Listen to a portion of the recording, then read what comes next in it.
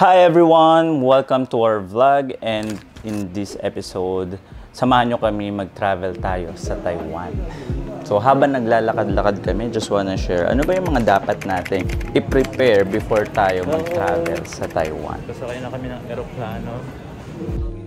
First is, dapat prepared tayo sa passport, no? So if you want to go travel abroad, kahit wala pang plano, kumuha ka na ng passport kung wala ka pa. Or kung meron ka na ngayon, make sure na alam mo kung kailan may expire yung passport mo. Para alam mo kung mag-renew ka na ba ng passport mo.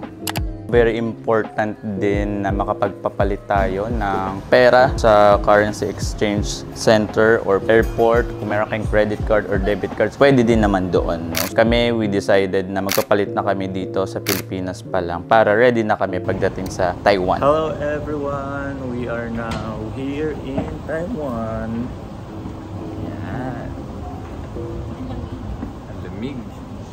19 degrees Celsius dito. And mas malamig siya kaysa sa Pilipinas kasi sobrang init sa Pilipinas. Our time is 1:30 AM. So 2 hours yung biyahe namin. So nakatulog kami and maghihintay kami dito hanggang alas 4, no? Hanggang sa magbukas yung MRT.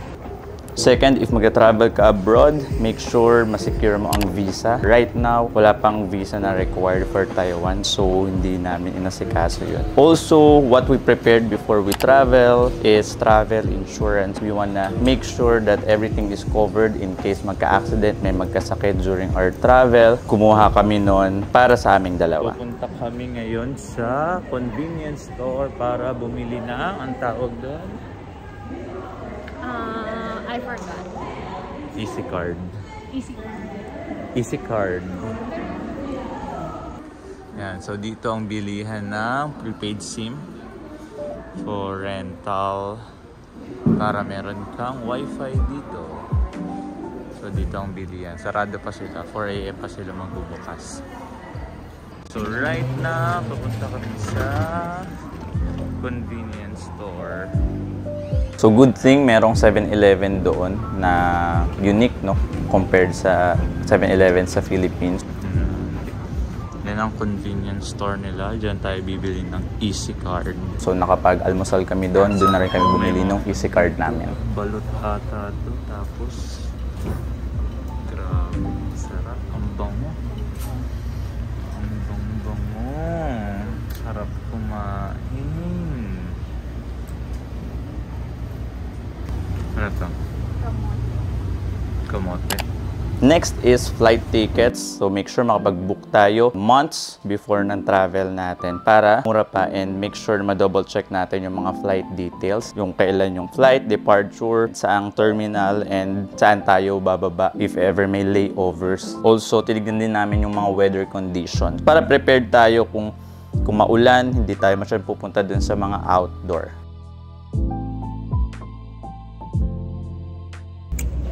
Ayan, nakabili na kami ng aming tawag dito, Hello Kitty card or yung Easy Card namin na gagamitin namin pang train and bus.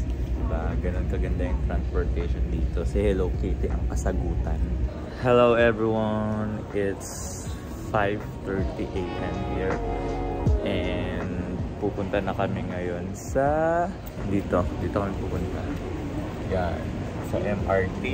Sa MRT kami pupunta. One thing na very helpful sa amin is si Marnie, inaral na niya, umpisa pa lang yung transportation system sa Taiwan. So, hindi na kami naligaw, no? Sobrang ganda ng transportation system nila. And medyo nakakalito siya sa umpisa. Pero if kabisado mo siya, everything's gonna go smooth and magiging maayos yung travel natin. Bumili kami ng mga necessary things na kailangan namin for the trip. Yung Easy Card for our transportation. And second is local SIM card. Third is kung marami kayo sa trip, pwede kayo mag-portable Wi-Fi device. So meron din yan sa airport. Pwede rin kayong bumili doon ng travel adapters, travel guides, and maps. So, nandito tayo right now. Papunta tayo dito sa A1 Taipei Main Station. So color blue dapat yung sasakyan natin. Color blue. Yan. Alright. So nakakalito lang ito. Ito yung blue. then sa kabila ito yung island.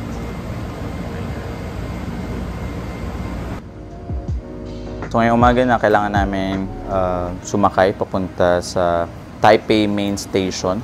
From the airport, pumunta kami sa MRT station. Pwede kang bumili ng ticket doon, or kung may EC card ka, you can use the EC card na. And then from the MRT doon sa airport, it will take around 35 to 40 minutes para makarating doon sa Taipei Main Station. No?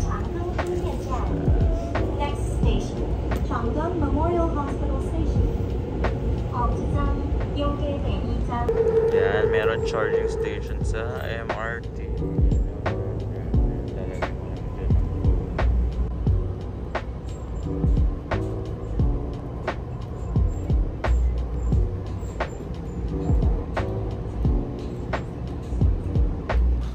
Pag nasa Taipei Station na tayo, just follow the signs papunta doon sa Taipei Metro System. So ito yung MRT system nila kung saan kapag meron kang pupuntahan, hindi ka na sasakay ng iba pang sasakyan, bus or kung anumang mode of transportation, kasi naandun lahat sa mga stations na yon yung mga tren.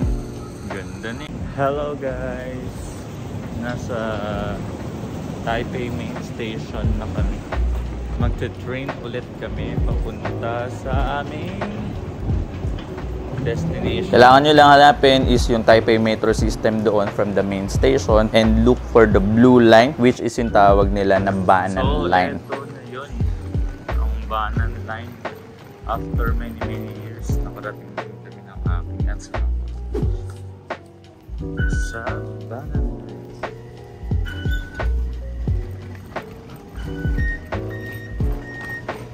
So, then, kuha ka lang ng ticket ulit, or kung may EC card ka na, go to the, from Banan Line, babiyahe tayo papunta sa Ximen Station. So, you can check yung mga information doon sa train para ma-make sure mo kung yun yung right color of train na papunta doon sa station ng destination mo. So, from the Banan Line, ang transportation, ang travel natin is nasa around 5 to 10 minutes din.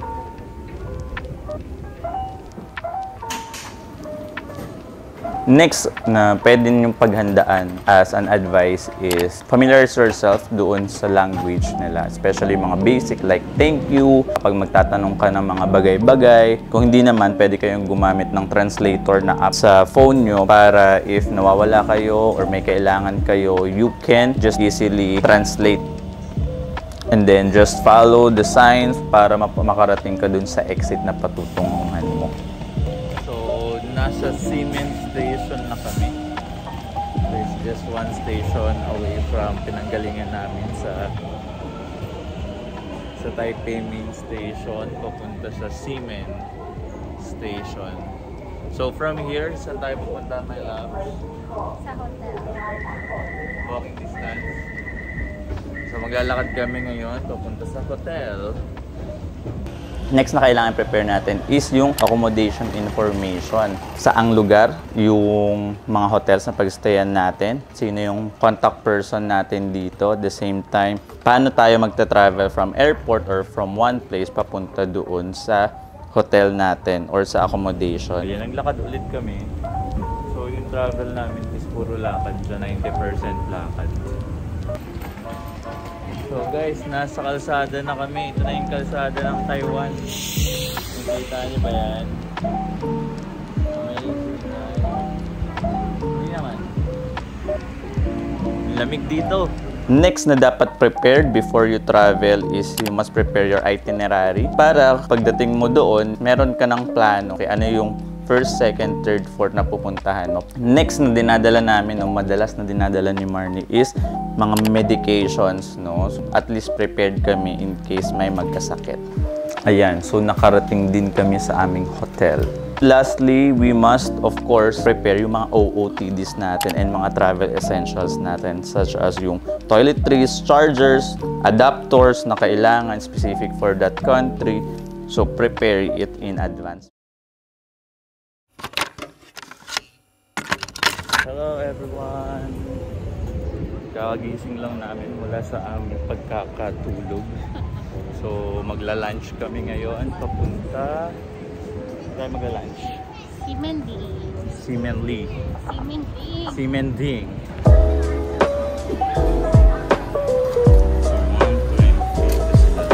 Dumating na ang aming order. So, ayun ang aming order. No? So, mabilis lang. Dito kami ngayon. Hello guys! So, tapos na kaming kumain. Ang aming lunch. Nabusog ako. Nabusog ka ba? Yes. So, small lang yung size na noodles na kinain namin. So, ngayon, maghahanap kami ng pantulak. So, syempre, dahil nasa Taiwan kami, we will try yung mga milk tea nila dito. Yan. So, ito yung nakita natin. Yan. Milk tea. Singpong Tang. Ayan siya. Yan. Kitang-kita nyo, nasa corner siya. Alright. Kung naman sabi mo sa number 1 Taiwan milk tea nila dito. Hindi pala milk tea. Milk. Para siyang fresh milk na mas matamis din. Pero hindi siya yung usual na milk kasi sa Philippines. Saka napansin ko yung boba dito. Sarap niya. Malambot. So, the best. Dito sa lugar na to. Ano tawag sa lugar na to? Dito sa Simending. Dito sa Simending yan. May Uniqlo. And then, sa tapat niya maganda may Starbucks po. Tanungin natin kung ano yung buhay ba dito ng mga OFW. Hello guys! Nagbo-vlog kasi ako right now. Okay lang ba masama ko kayo sa vlog ko? Kamusta ba yung buhay ng mga OFW dito? So we're back here with friends. Ayan. First destination is yung Seamen Street, no? Nandun din located yung hotel namin, malapit lang. So we decided na dun na kami unang pumunta, no? So that is yung isa sa pinaka-busy street nila doon. And nandun lahat ng mga kainan, mga bilihin, and mga performers. So mga stores nakakaiba, no? Katulad ng Uniqlo hanggang 3rd floor. Sobrang ganda ng Uniqlo nila doon because meron silang rest area doon. So nagpunta kami here sa Uniqlo, no, to check kung same lang ba yung mga prices. Same lang naman din ng mga damit. Ayun, no? Ganda. Very comfortable na mga damit. 590. So 1K pesos. 590. So ito yung Uniqlo na may 2nd floor. Kasi madalas ang Uniqlo ay walang 2nd floor. Hello guys! So we are here on the 4th floor of Uniqlo in Taiwan. And maganda dito yung 4th floor nila is rest area, no? So may mga tables, may mga chairs, tapos ayun, upuan. So ganda niya, first time ko makakita ng Uniqlo na merong rest area, no? Solid. Ganda mamili dito.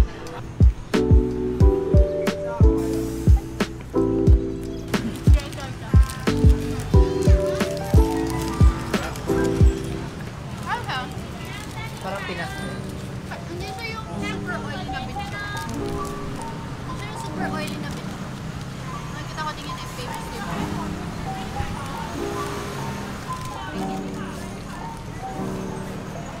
Okay na. Hello guys! Hindi mainit dito, yun yung maganda dito sa lugar na to. Actually, ang una ko naisip dito nung pumasok ako yung parang palengke ng Los Baños, pero ito mas maganda. Tsaka medyo bango-bango naman yung hangin. Oo. So pupunta kami ngayon sa Red House. Ano meron sa Red House? Hindi ko rin sure. Bilihan lang din ata siya.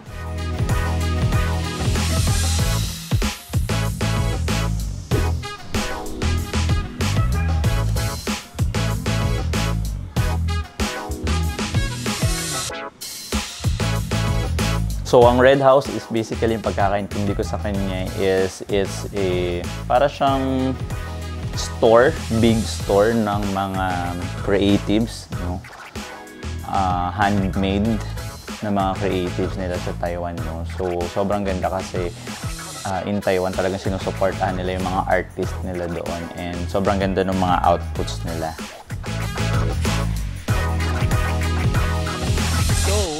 Tapos na kami sa Red House. So, pupunta naman kami ngayon sa isang coffee shop sa Somebody's Coffee. Somebody Cafe! Hindi wala ka ng tinama! Somebody Cafe. Ayan. Ganyan Nakita talaga, namin sarado ang Somebody's Cafe. Pumunta na lang kami sa Starbucks. Sobrang ganda dito sa Starbucks na to kasi may third floor siya tapos kakaiba yung designs niya. Hindi siya yung usual na nakikita natin sa Pilipinas, no? So it's something na dapat puntahan mo kung ikaw ay magta-Taiwan.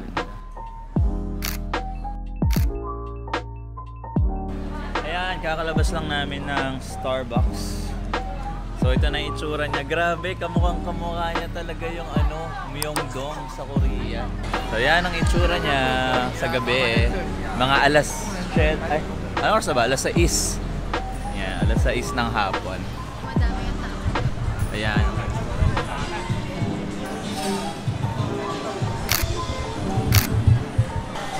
So nandito ulit kami. Maghahanap na kami ngayon ng aming kakainan for today. So ayan. So, Ximending sa gabi is meron sila mga performers, sobrang daming food, sobrang enjoy maglakad-lakad with friends, no? So, if you're gonna travel, bring your family, bring your friend, and eat a lot of foods and watch a lot of performers to support them.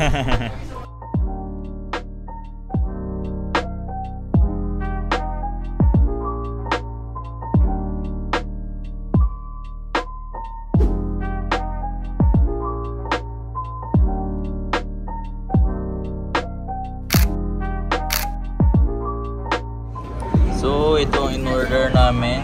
Half beef, half tender. This one. Wow. Yay!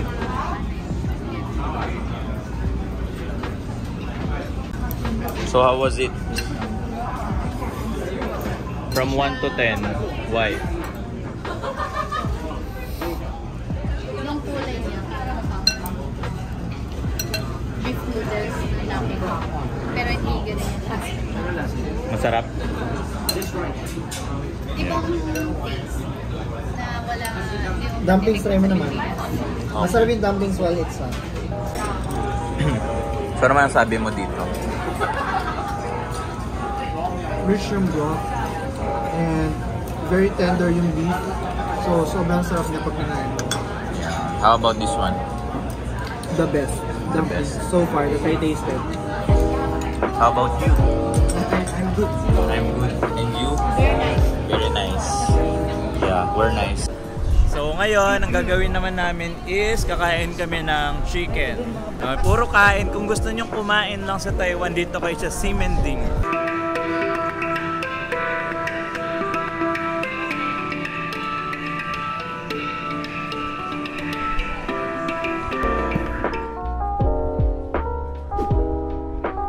So after namin mag-dinner, kumain ulit kami, kain ulit ng kain. Pumunta kami dito sa Hot Star Large Fried Chicken para matikman ang malaking chicken nila dito sa Taiwan.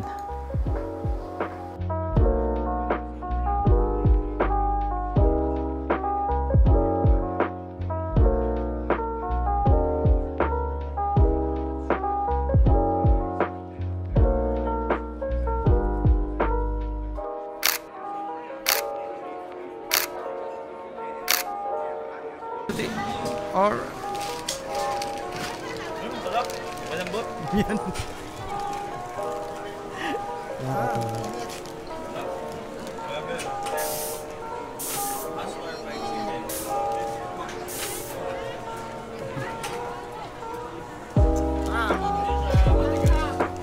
Ang sarap.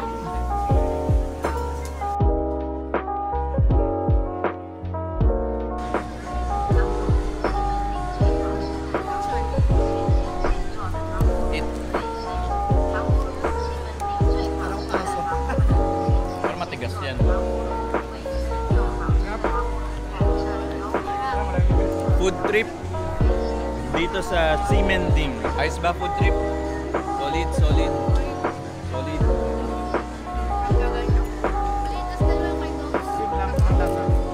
Kunin mo ba pagkatin?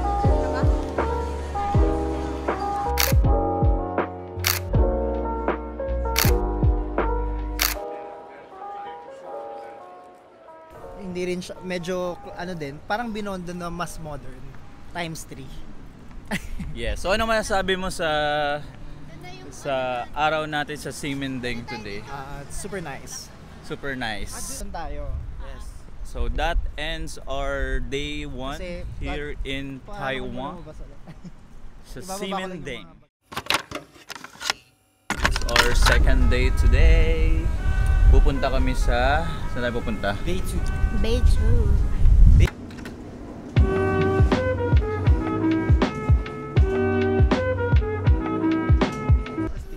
So, saan tayo nang galing ulit? Dito tayo nang galing. O, dyan tayo nang galing. And then, C12 yung sinakyan natin. sa Seamen. And then, pumunta Papuntang tayo. Zhongshan. Kasi Okay. yung Pabeito ay red line. And then, 22. And then, papunta tayo sa Seabay 2.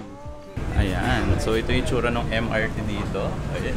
So, Seabay 2 is also known as Bay2, no? Isa yan sa mga district dito sa northern part of Taipei, Taiwan. Sikat na sikat itong lugar na ito sa mga natural hot springs nila, mga greenery, mga parks, and maganda yung mga mountains, landscapes nila dito, no?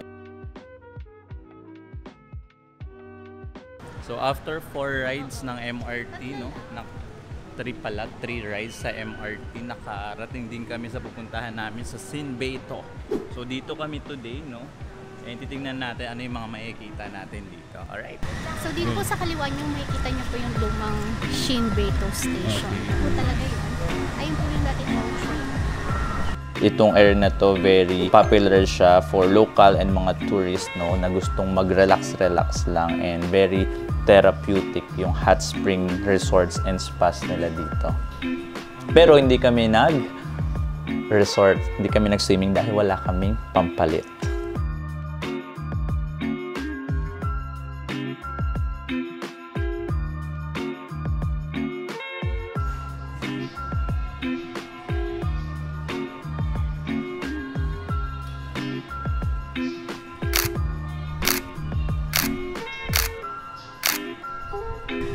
Hello guys, good morning. Today is our day 2 here in Taiwan. Tingnan natin kung saan kami makakarating for today's video.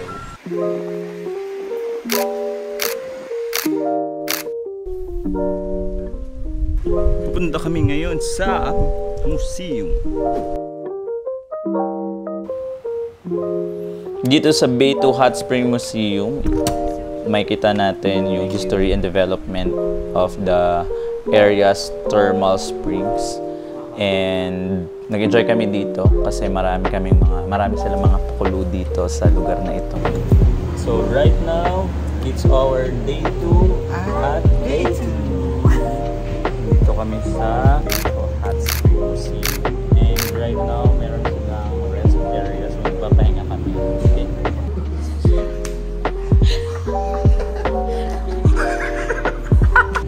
Okay, ang saya dito kasi pwede ka maglaba.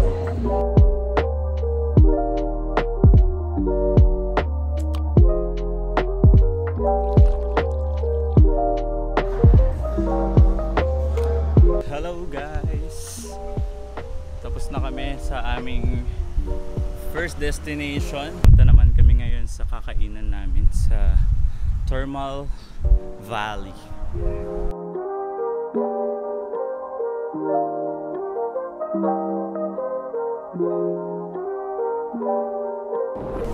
Hello guys! Nandito kami ngayon sa Thermal Valley. Ayan. So, pakita ko sa inyo kung ganda niya.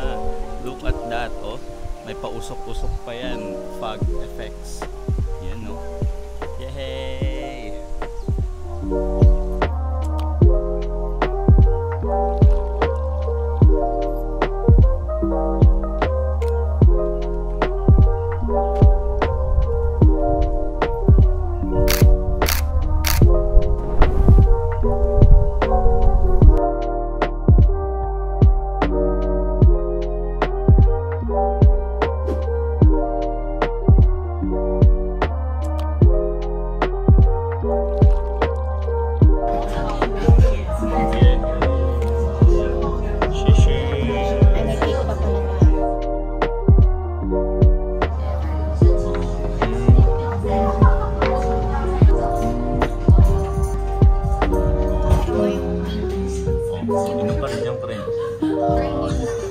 Sun-kissed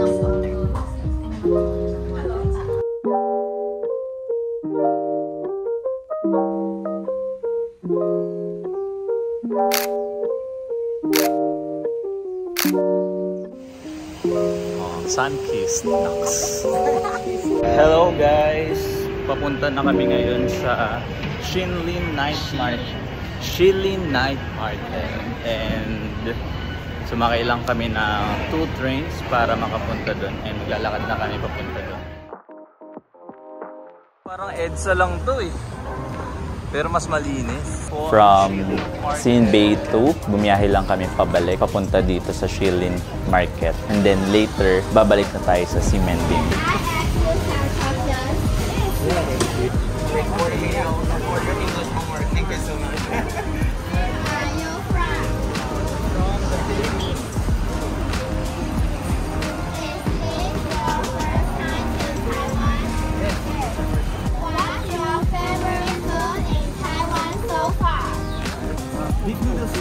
Mine is the strawberry with sugar coating.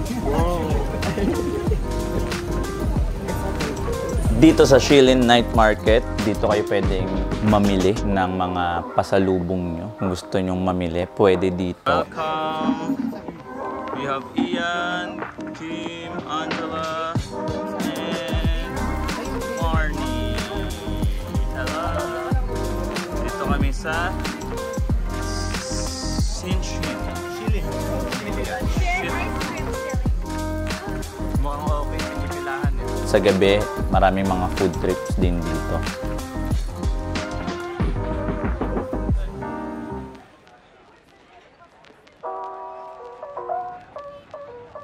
Ayan, we're back! Hello, hello, hello! Hello, hello, hello! Let's go! Oh, kaway-kaway! Sa EDSA.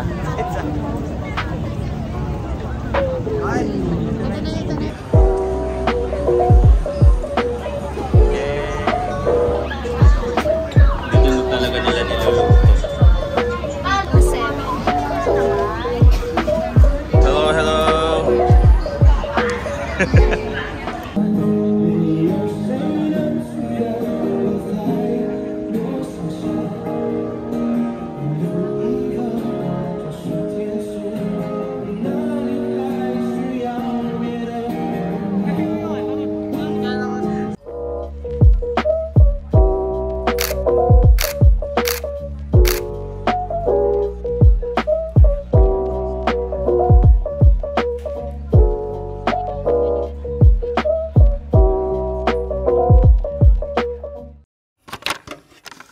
Hello guys! It's our day 3 at kami ay napagod kahapon kaya papahinga muna kami and then mamaya pupunta kami somewhere. So pupunta kami sa Yonghae Soy Milk.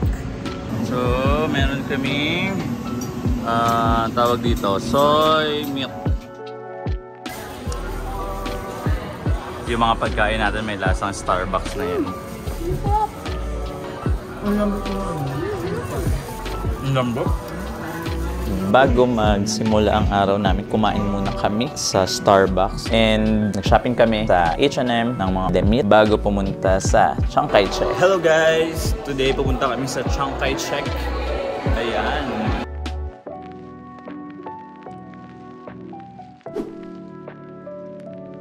Ang Kai-shek Memorial Hall ay ginawa daw ito, no? Isa to sa mga cultural landmark dito sa Taiwan.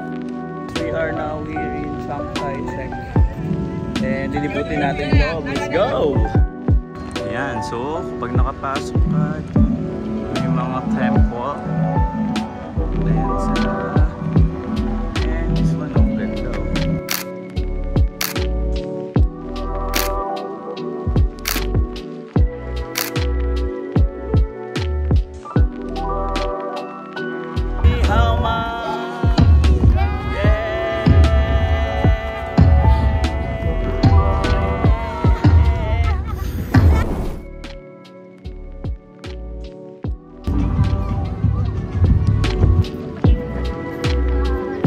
So, akitin namin ito later. Yan, taas yan. Many steps.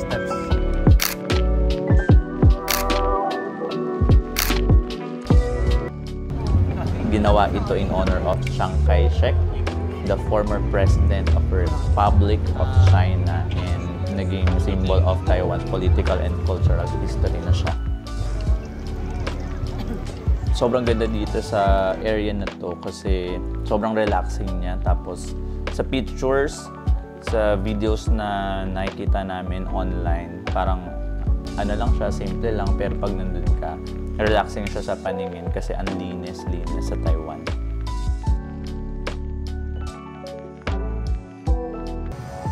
So, bumili kami ng bread. Ito yung tsura ng bread. Yan. Wow. Ang Washon 1914 Creative Park is a cultural and creative hub na dati siyang winery and na-transform na siya into a vibrant arts and culture complex. And sobrang ganda dito sa lugar na to dahil each part of this park is meron silang mga pinopromote ng mga arts. And yung mga arts, yung iba mga handmade, yung iba mga performers, yung iba mga comedians and storytellers. No? Sobrang talagang pinopromote nila yung arts dito and supported sila dito sa mga passions nila. Isa sa mga pinaka nagustuhan ko dito sa Taiwan, no, kahit saan kayo magpunta sa Ximending or dito sa Washon 1914 Creative Park is talagang may mga performers, may mga artists na talagang supported sila ng mga tao dito. Siguro dahil na rin sa culture nila, at the same time, supported sila ng government. No? So, that is one thing na nakita kong kakaiba dito sa lugar nila. Galing ng mga performers nila.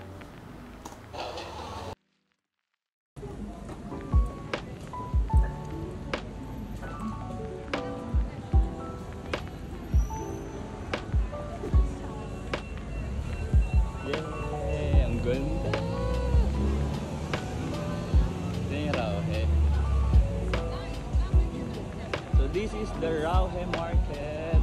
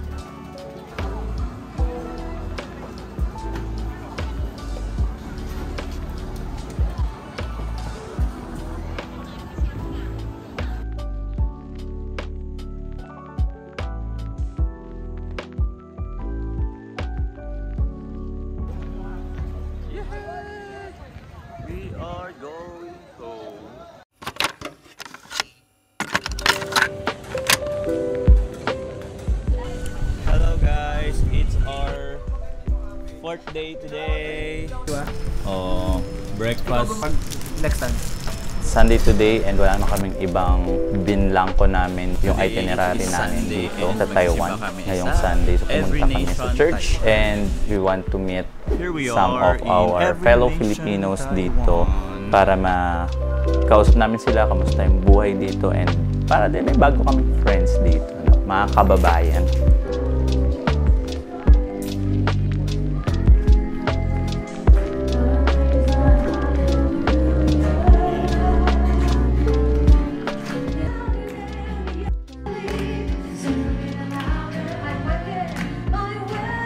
Then, after namin mag-church, kumain kami, and yung mga kababayan natin dito is tinur nila kami, no? Invite nila kami mag-bike, no, sa Taiwan, and isa yun sa pinakamaganda nangyari din dito sa Taiwan. Bike kami today. Ipindutin ko muna siya. Tama ba? Yan, tap. Okay, searching. Okay, 600. Yan ang aking bike for today. Go! Isa sa mga nakakatuwa dito, yung easy card namin, pwede namin siyang gamitin doon sa bike system nila. So, wala ito sa Pilipinas. So, bago to sa akin na yung mga bikes nila dito is pwede mo silang kuhanin sa mga ano nila, sa mga stations, and then mag-bike ka lang along the area and dire-diretso lang siya, no? Kasi meron silang sariling bike lane, no, on top of the MRT and yung mga kalsada nila. So may bike lane talaga sila dito. So sobrang gandang mag-bike dito sa Taiwan. Nakakatuwang isipin na kahit nasa ang bansa ka, meron kang mga pwedeng maging kaibigan, no? Mga Pilipino na tumulong sa amin para mas makita namin ano yung iba pang side ng Taiwan dito. So, sobrang ganda na nakapag-bike kami. Pag nag-bike, sobrang relaxing niya, and hindi ka kakabahan na, oh, baka masagasaan ako ng truck or ng bus dahil meron tayong sariling bike lane dito. After biking, pumunta kami sa Elephant Mountain kung saan nakakapagod. Wala na kaming video dahil pagod na kami.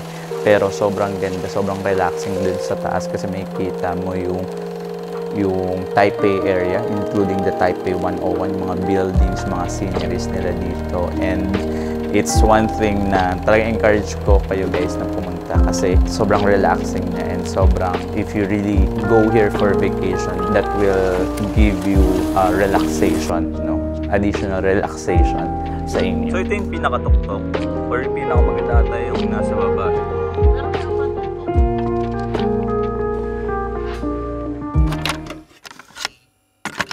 Hello guys! Kami ay pupunta ngayon sa Shifen, right? So, nasakay kami ng bus, and then titignan namin kung paano kami makakarating doon.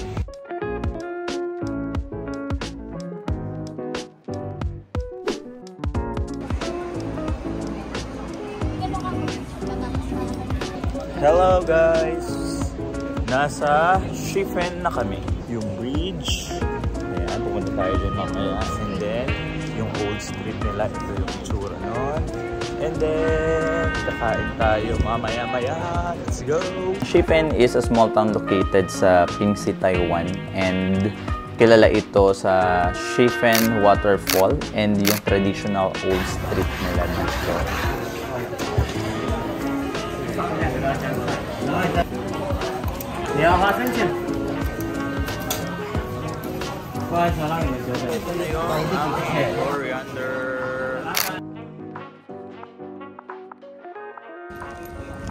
Isa sa famous to na puntahan because dito pwede ka magpalipad ng mga sky lanterns, and then lagay mo yung mga wish mo.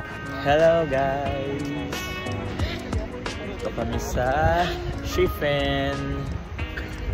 Sa gitna ng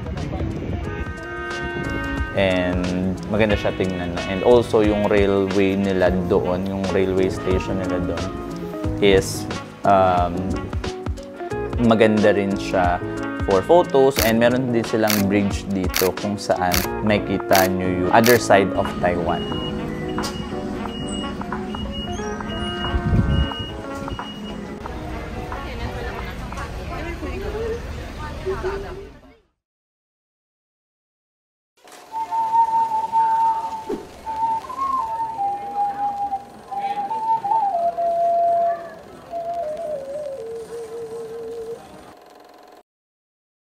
So, Gifen is isa sa mga lugar na pwede niyong puntahan from Shifen.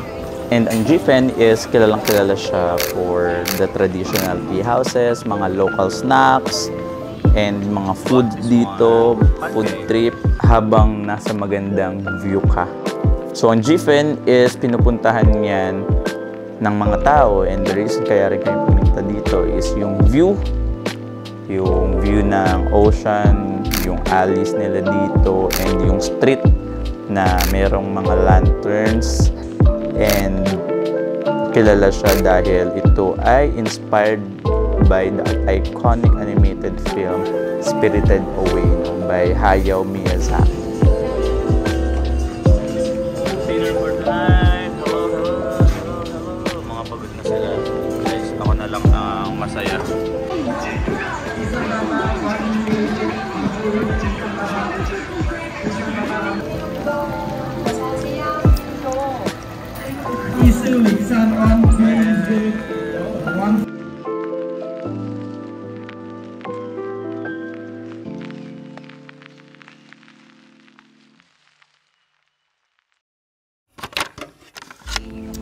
Hello guys! Good morning! Good morning everyone! And for today, this is yung last day namin ng maglibot-libot dito sa Taiwan. And pumunta kami ngayon sa Taipei 101. Pero before that, naglakad-lakad muna kami sa iba pang mga pwede namin puntahan dito, no? Including the 228 Peace Park. Isa sa mga pinaka-na-appreciate ko dito sa Taiwan is sobrang tahimik ng mga parks nila and talagang marerelax.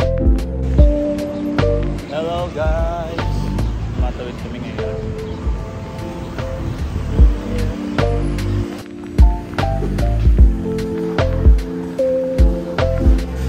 So, ito yung in-order namin. Coffee, ice cream.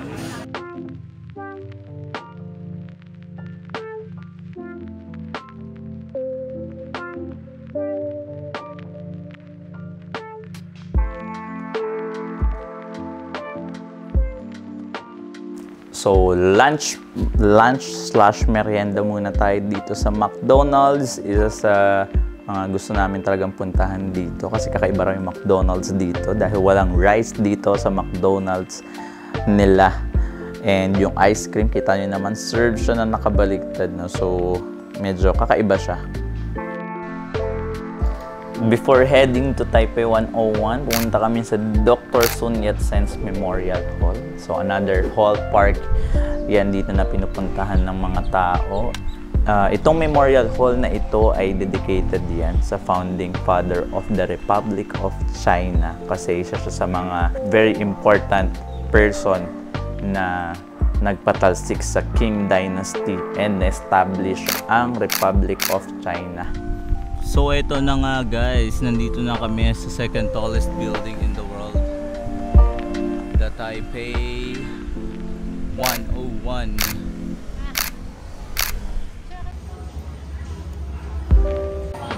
So nag-reserve kami ng ticket online and then we'll be going to our e-ticket.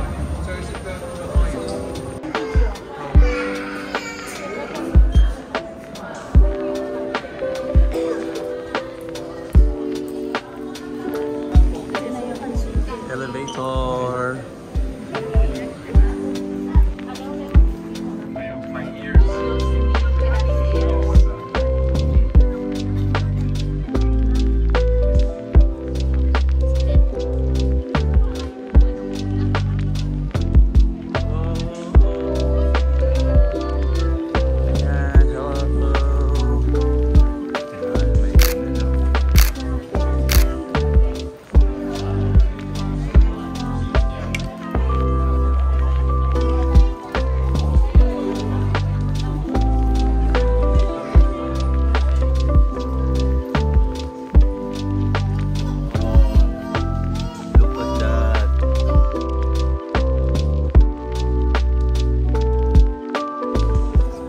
So right now we are at the top of the second tallest building in the world, Taipei 101. Nandito kami right now. And 89th floor, and ito yung view niya. Whoa, amazing, right?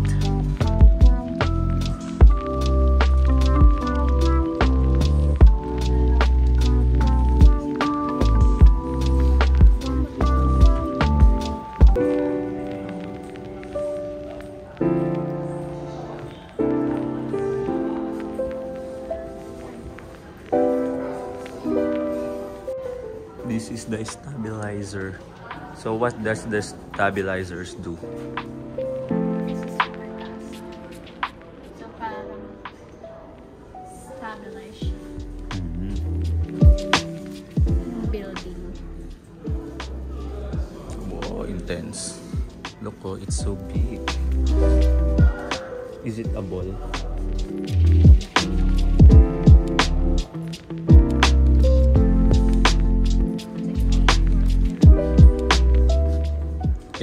Eh, ano ng floor to?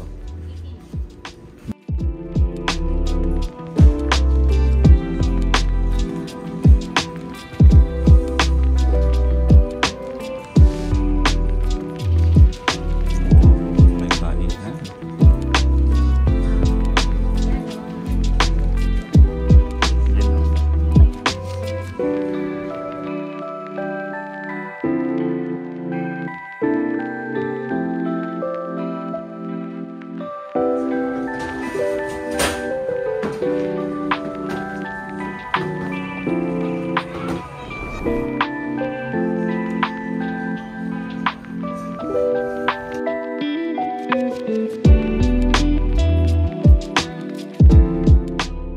That's our food for tonight. Merienda pala, merienda. Go, go, go.